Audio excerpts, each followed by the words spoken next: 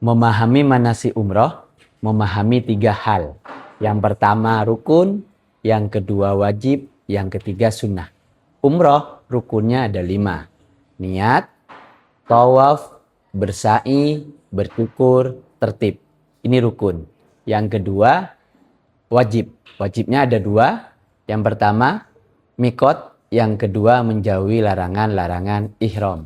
Yang ketiga terkait manasik umroh adalah hal-hal sunnah, mulai dari mandi, membaca sholawat, membaca talbiyah dan lain-lainnya. Assalamualaikum warahmatullahi wabarakatuh. Hamdan wa syukran lillah ala nikmatillah wala haula wala quwata illa billah, ma ba'du.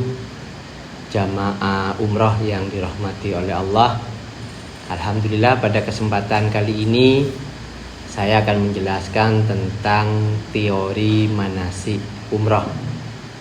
Di dalam pelaksanaan umrah disederhanakan menjadi 3 hal yang harus difahami oleh jamaah umrah. Yang pertama adalah rukun, yang kedua wajib, yang ketiga sunnah. Sebelum memasuki penjelasan hal tersebut, saya sedikit menyampaikan sejarah terkait pelaksanaan umrah.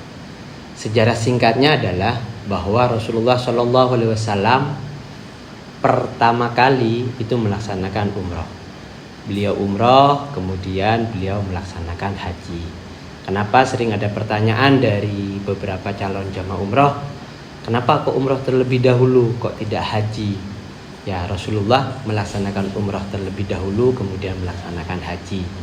Ada sejarahnya itu, mulai dari beliau melaksanakan umrah pertama di tahun ke-6 Hijriah, kemudian melaksanakan umrah di tahun ke-7, di tahun ke-6 Hijriah beliau tidak sempat melaksanakan umrah karena tidak diperbolehkan oleh orang kafir Quraisy. Kemudian beliau kembali lagi ke Madinah dan melaksanakan umrah. Nah, di situ ada penjelasan tersendiri terkait sejarah perjalanan ibadah umrah Nabi Muhammad.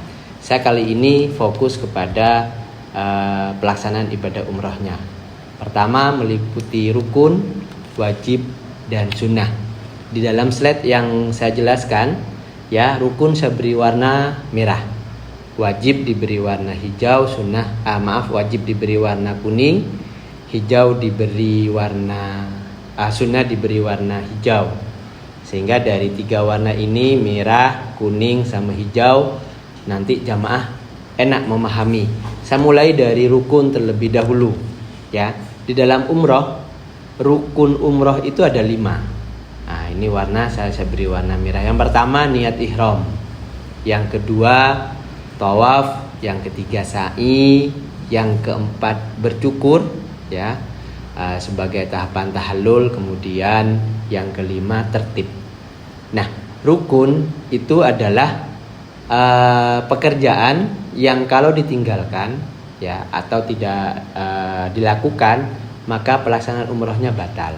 Contoh, tawaf misalkan, tidak melaksanakan tawaf atau pelaksanaan tawafnya tidak sempurna, maka pelaksanaan umrohnya batal.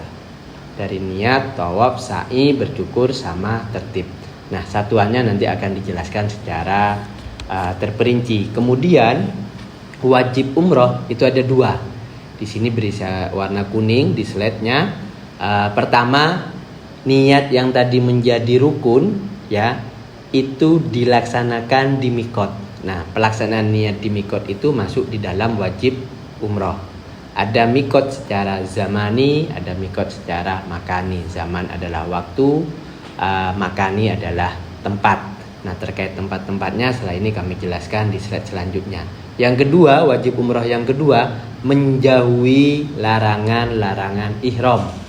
Nah, untuk memetakan larangan ihram, ada yang berlaku untuk laki-laki, ada yang berlaku untuk perempuan, ada yang berlaku untuk laki-laki dan perempuan. Bedanya wajib sama rukun tadi, kalau rukun misalkan ada yang tidak dilaksanakan, maka umrohnya batal. Kalau di dalam pelaksanaan wajib ada hal-hal yang ditinggalkan, umrohnya tetap sah, tapi harus membayar dam, ya. kecuali melanggar larangan bersetubuh antara suami istri.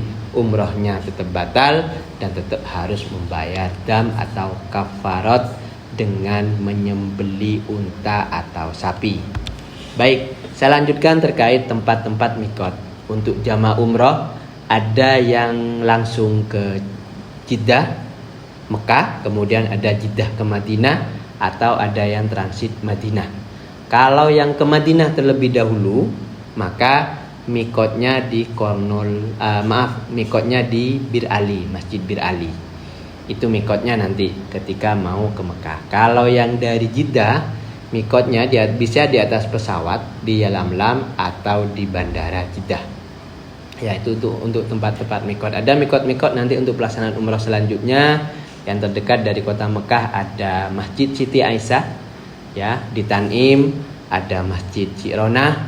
Kalau Tanim itu ada di sebelah sisi sisi barat. Kemudian kalau Cironah ada di sebelah sisi timur. Kemudian Hudaybiyah ada di sebelah sisi utara, agak ke barat lah. Nah, kemudian kalau di Konul Manazil itu di Taif, ya, di Taif. Itu tempat mikot yang paling jauh. Nah, itu terkait tempat-tempat mikotnya. Kemudian larangan-larangan ihram, ya, khusus laki-laki ada 3, khusus perempuan ada 2. Yang pertama, kalau laki-laki mulai dari awal tidak boleh menutup kepala dengan apapun saja, ya, dengan songkok, dengan kain ihram dan lain-lain. Yang kedua, tidak menggunakan pakaian yang berjahit. Semua pakaian yang ada di tubuh jamaah laki-laki yang berjahit harus dilepas, hanya 2 kain ihram. Nah, yang ketiga adalah tidak menutup 2 mata kaki. Berarti ada 3, tidak menutup kepala, tidak berpakaian berjahit, tidak menutup mata kaki. Berlaku untuk perempuan ada 2. Yang pertama, ya, tidak menutup muka, tidak pakai cadar, ya, tidak menggunakan masker kecuali nanti ada penyebab, ada ilat tertentu, ya, terkait penggunaan maskernya. Terus yang kedua, tidak menutup 2 telapak tangan, tidak menggunakan kaos tangan yang tertutup seperti orang gerak jalan atau pramuka begitu. 2 telapak tangannya harus terbuka. Itu yang berlaku untuk perempuan. Kemudian berlaku untuk keduanya, ya, tidak diperbolehkan untuk memotong kuku, ya, mencabut rambut, memotong rambut, menggunakan wangi-wangian, tidak boleh merusak tanaman, merusak ranting gitu, tidak boleh berburu, membunuh binatang, tidak boleh jidal, ya, tidak boleh berbantah-bantahan, tidak boleh menikah atau menikahkan, tidak boleh berjumbu, ya, tidak boleh syahwat, tidak boleh jima, tidak boleh rofas ketika sedang melaksanakan ihram, melaksanakan umrah. Begitu. Kemudian sunnah-sunnahnya, ya, sunnah-sunnahnya mulai dari awal sholat sunnah ihram, ya, sebelumnya misalkan nanti mikotnya di Bir Ali, bisa sholat sunnah di masjid di Madinah, atau nanti dari Jeddah bisa sholat sunnah ihram, ya, sholat sunnah ihram. Kemudian mandi, ya, mandi besar, kemudian membaca talbiyah dan sholawat di dalam perjalanan menuju ke Mekah, dari Madinah ke Mekah atau yang dari Jeddah ke Mekah. Labbaik Allahumma labbaik, labbaik la syarika lak labbaik, innal hamda wan ni'mata laka wal mulk la syarika lak, Allahumma shalli ala sayyidina Muhammad wa ala ali sayyidina Muhammad. Begitu, itu sunnah, ya. Kemudian untuk laki-laki nanti disunnahkan untuk ittiba. Ittiba itu adalah membuka bahu sebelah kanan. Nah, setelah ini ada contoh slide-nya. Kemudian ketika di pelaksanaan, nanti di pelaksanaan permulaan tawaf, bismillahirrahmanirrahim, Allahu akbar, itu sunnah. Termasuk berlari-lari kecil ketika pelaksanaan tawaf kudum, tawaf pelaksanaan pertama, itu berlari-lari kecil. Kalau bahasa Maduranya jig-jig. Nah, terus sunnah untuk sholat sunnah tawaf setelah pelaksanaan tawaf, sunnah minum air zam-zam. Kemudian sunnah berlari-lari kecil antara Safa dan Marwah. Nanti ada petunjuk lampu hijaunya, khusus jamaah laki-laki itu sunnah. Kemudian ini contohnya, ya, contoh memakai kain ihram. Nanti ada petunjuk video tersendiri untuk penggunaan kain ihram jamaah laki-laki. Nah, ittiba nanti contohnya seperti yang di slide ini, yang bahu sebelah kanan dimunculkan. Nah, niatnya ini masuk kepada pelaksanaan tadi rukun ya. Niat pertama bisa menggunakan bahasa Arab, labbaik Allahumma umratan ya. Labbaik Allah, ya Allah aku memenuhi panggilanmu umratan untuk melaksanakan ibadah umrah, atau diganti niat yang lain, nawaitul umrata wa ahramtu biha lillahi ta'ala, atau pakai bahasa Indonesia, ya Allah aku berniat untuk melaksanakan umrah, sama, dan itu masuk di dalam rukun. Nah kemudian setelah itu tawaf. Nah pelaksanaan tawafnya, syarat pelaksanaan tawaf itu ada 3. Yang pertama ya, kita harus suci dari hadas, punya wudu. Yang kedua, pakaian yang kita gunakan juga harus suci. Terus yang ketiga, bahu sebelah kiri ini nanti ketika pelaksanaan tawafnya selalu sejajar dengan Ka'bah. Terus putaran sampai 7 kali putaran. Nah ini kalau di slide-nya berputar 1 kali, 2 kali sampai 7 kali. Ada pertanyaan, apa yang harus dibaca ketika pelaksanaan tawaf? Tidak ada bacaan wajib. Yang ada adalah pekerjaan wajib. Ya, melaksanakan tawaf berputar itu harus dilakukan karena itu masuk di dalam rukun. Gitu. Kalau tidak sempurna tidak sah. Tapi tidak membaca apa-apa tidak menjadi syarat. Tapi lebih afdol nanti ada bacaan-bacaan tersendiri. Begitu. Rutenya dimulai dari Hajar Aswad, kemudian ke rukun Iraqi, rukun Syami, rukun Yamani, terus berputar sampai 7 kali putaran. Nah ketika pas permulaan Bismillahirrahmanirrahim itu masuk di dalam sunnah. Nah ketika dari rukun Yamani ini sampai rukun Hajar Aswad disunnahkan membaca doa Rabbana atina fid dunya hasanah wa fil akhirati hasanah wa qina adzabannar. Bisa ditambah dengan wa adkhilnal jannata ma'al abrar ya aziz ya wafar ya rabbal alamin. Sudah selesai itu tawaf, sudah selesai 7 kali, kita disunnahkan untuk sholat sunat tawaf ya, sholat sendiri-sendiri untuk sholat sunat tawafi rakaataini lillahi ta'ala. Begitu. Sendiri. Habis itu disunnahkan untuk minum air zam-zam ya, berdoa terlebih dahulu, Allahumma inni as'aluka ilman nafi'an wa rizqan wasi'an wa syifaan min kulli da'in wa saqamin bi rahmatika ya arhamar rahimin. Minum itu masuk di dalam rangkaian kesunahan. Kemudian setelah itu kita akan melaksanakan sa'i. Sa'i itu perjalanan dari Sofa ke Marwah sebanyak 7 kali perjalanan. Sofa Marwah dihitung 1 kali. Marwah Sofa itu kedua. Berarti nanti Sofa Marwah, Marwah Sofa, Sofa Marwah, Marwah Sofa, Sofa Marwah, Marwah Sofa, Sofa Marwah. Berarti nanti akan berakhir di Marwah. 3,5 pp pulang pergi perjalanan Sofa Marwah. Berarti 7 kali perjalanan. Ini rutenya ya, kurang lebih sekitar 400 meter. Nanti pas di tengah-tengah ya, di tengah-tengah nanti ada lampu hijau. Yang laki-laki tadi disunahkan untuk berlari-lari kecil dengan berdoa Rabbighfir warham wa'fu wa takarram wa tajawaz amma ta'lam innaka ta'lamu ma la na'lam innaka antallahul a'zul akram. Begitu. Kemudian selesai di Bukit Marwah, sudah habis itu kita bercukur ya, memotong rambut. Kemudian untuk yang laki-laki ya, mengikuti doanya Rasulullah ditanya sama sahabat, kemudian Rasulullah berdoa Allahumma ufir lil muhallikin, itu sampai 3 kali. Artinya kenapa? Untuk jamaah umroh yang bisa melaksanakan setelah itu bercukur ya, sampai lil muhallikinnya sampai 3 kali, maksudnya sampai pelontos, itu didoakan 3 kali sama Rasulullah.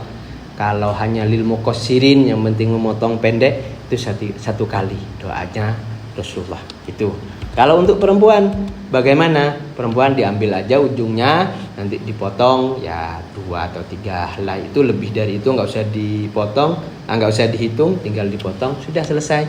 Berarti niat, tawaf, sa'i, bercukur selesai dan pelaksanaannya tertib.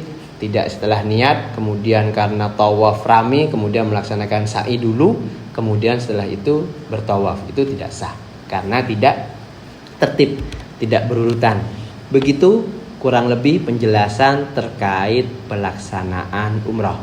Ya, tinggal diingat intinya adalah rukun ada 5, niat, tawaf, sa'i, bercukur dan tertib. Nah, wajibnya ada 2. Yang pertama, niatnya dilaksanakan di mikot. Yang kedua, menjauhi larangan-larangan ihram. Larangan ihram untuk laki-laki ada 3. Yang pertama, tidak menutup kepala, tidak menggunakan pakaian berjahit, dan tidak menutup mata kaki. Perempuan ada 2, tidak menutup muka, tidak menutup 2 telapak tangan. Berlaku untuk keduanya. Yang sering terjadi pelanggaran adalah menggunakan wangi-wangian, lupa menggunakan sabun atau menggunakan face care dan sesuatu yang mengandung wangi-wangian, atau kadang lupa mencabut rambut itu biasa. Kalau yang lain-lain merusak tanaman, menikah dan menikahkan itu jarang terjadi.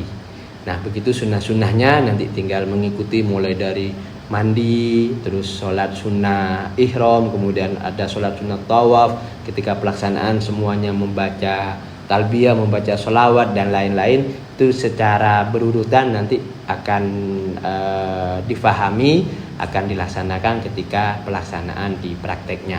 Saya kira begitu. Dan nanti umrohnya tidak hanya 1 kali, itu pelaksanaan umroh yang pertama. Kemudian untuk umroh kedua, ketiga, keempat itu boleh mengumrohkan untuk orang lain.